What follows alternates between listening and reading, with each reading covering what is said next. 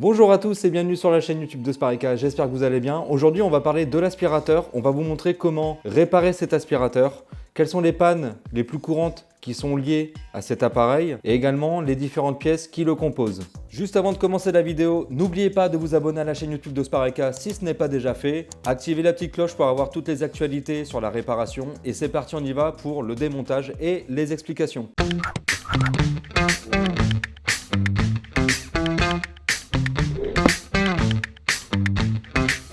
Cette vidéo est en partenariat avec Ecologic. Ecologic est un éco-organisme qui permet de favoriser une meilleure gestion des déchets électriques et électroniques. Et à cette occasion, Ecologic lance le bonus réparation. Ce bonus réparation sera attribué aux personnes voulant réparer leur appareil. Ce sera visible sur la facture. Ça va permettre de réduire la facture du consommateur parce qu'un appareil réparé, c'est un appareil en moins dans nos déchetteries et donc du coup, un impact environnemental qui sera moindre. Ce bonus réparation a été lancé fin 2022 et durant toute l'année 2023 va couvrir une large gamme d'appareils électroménagers. Si vous souhaitez avoir plus d'informations sur le bonus réparation, je vous invite à vous rendre sur www.i-réparation.eco.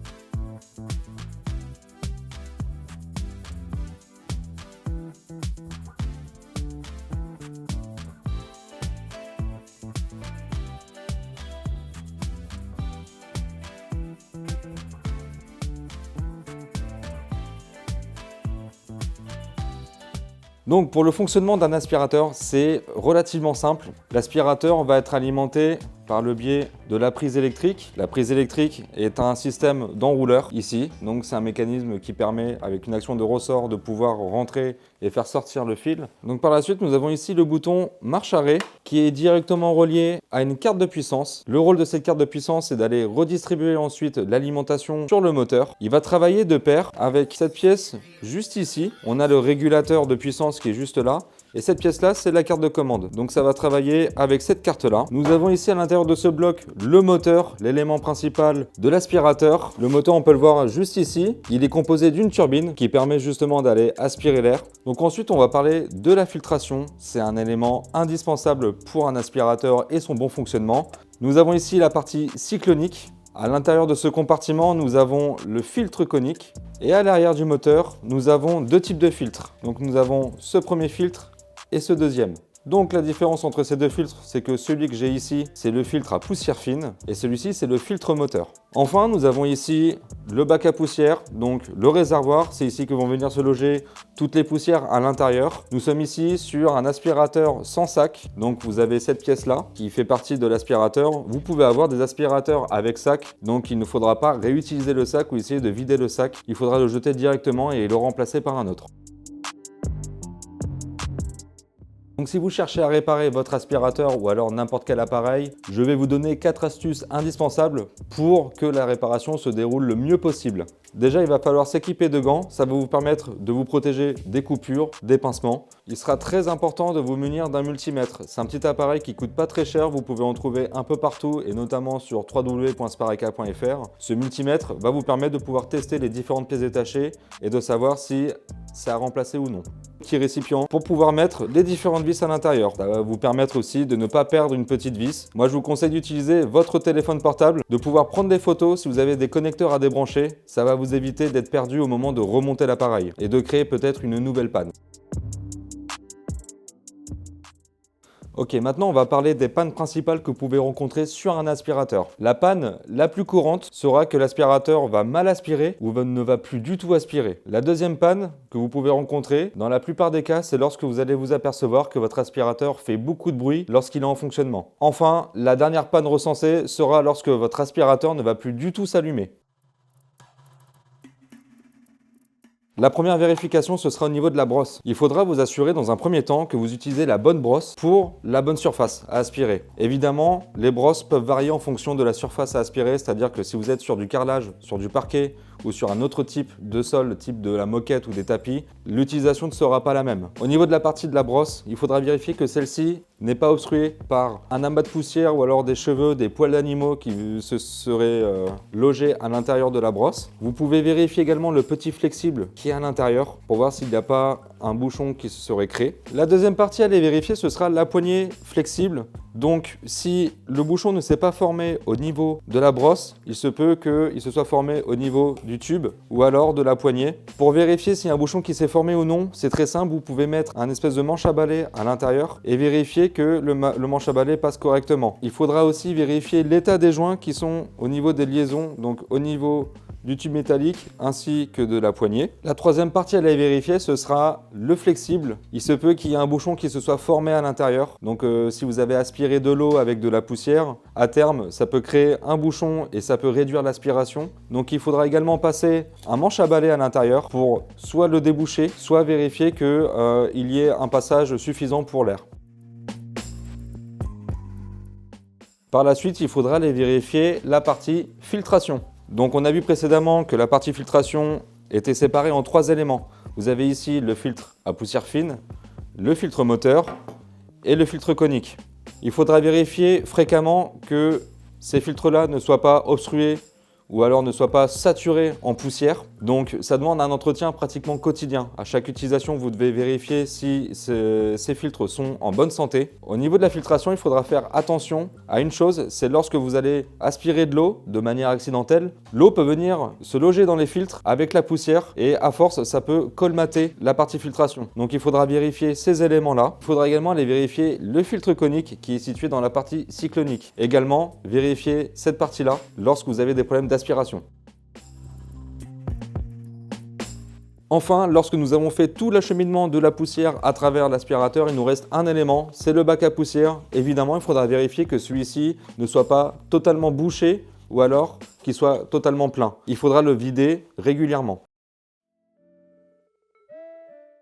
Si votre aspirateur ne s'allume plus du tout, il y aura plusieurs éléments à aller vérifier. Donc pour ça, on va se munir d'un multimètre et nous allons regarder les différentes parties juste ici. Donc ici, nous allons vérifier 2 choses. Si votre aspirateur ne s'allume pas, il faudra aller vérifier si déjà la prise juste ici est correcte et fait bien la liaison jusqu'à la carte de puissance qui est située ici.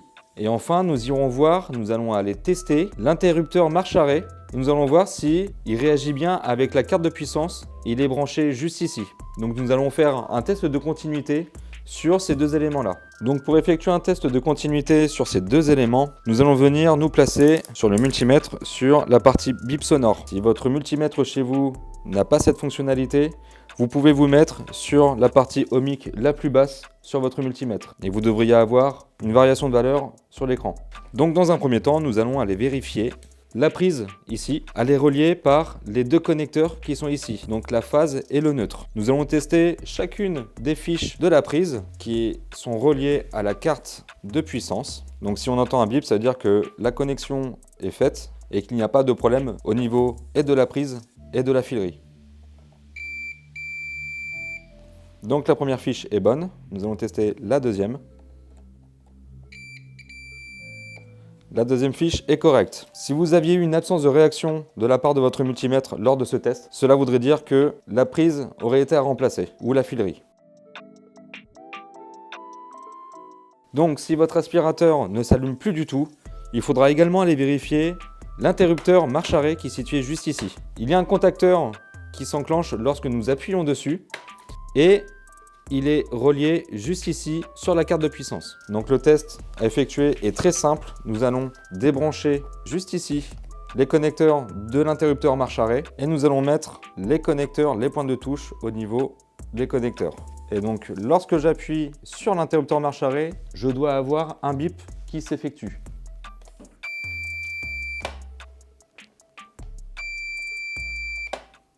Ici, c'est le cas. Donc, j'estime que l'interrupteur marche-arrêt fonctionne.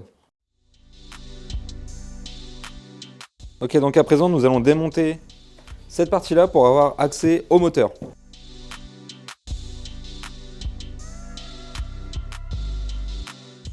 Et donc, nous avons ici le moteur de l'aspirateur.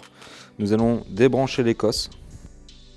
Donc la composition d'un moteur, elle est relativement simple. Vous avez une turbine à l'intérieur qui va tourner. Le moteur est alimenté par les charbons moteurs. Ces charbons moteurs vont s'user avec le temps et la taille du charbon va se réduire. Vous avez à l'intérieur une turbine, comme je le disais. Le collecteur est composé, donc à l'intérieur vous avez un stator et un rotor. Avec la rotation du moteur, ça va créer un champ magnétique et ça va permettre de faire tourner le moteur.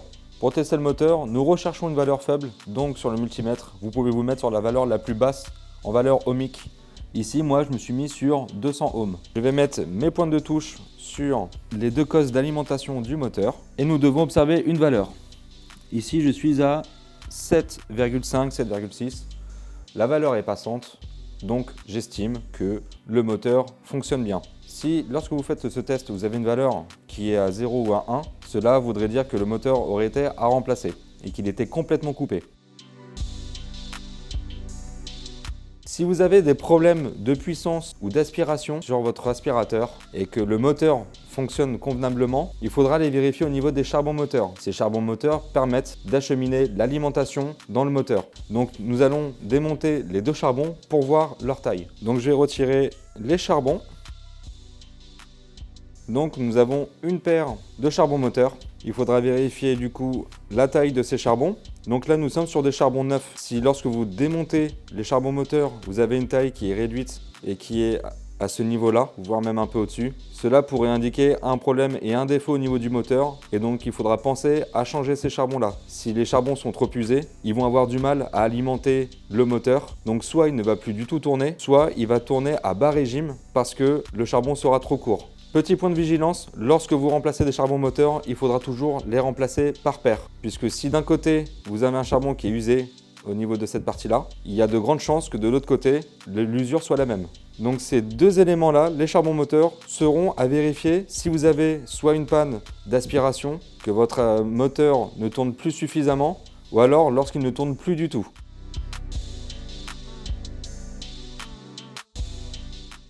Alors, si vous avez des problèmes d'aspiration, des pertes d'aspiration, il faudra aussi aller vérifier cet élément-là, c'est la partie cyclonique. Et vous avez ici un potentiomètre, donc c'est ce qui va permettre de réguler la puissance que vous voulez attribuer à votre moteur d'aspirateur. Vous avez un système de contacteur qui est juste en dessous. Vous avez une bague qui va passer à travers cette carte de commande, c'est ce qui va permettre de faire la variation. Donc il faudra vérifier que le contact se fait bien et que vous avez des petits à-coups lorsque vous tournez cette molette.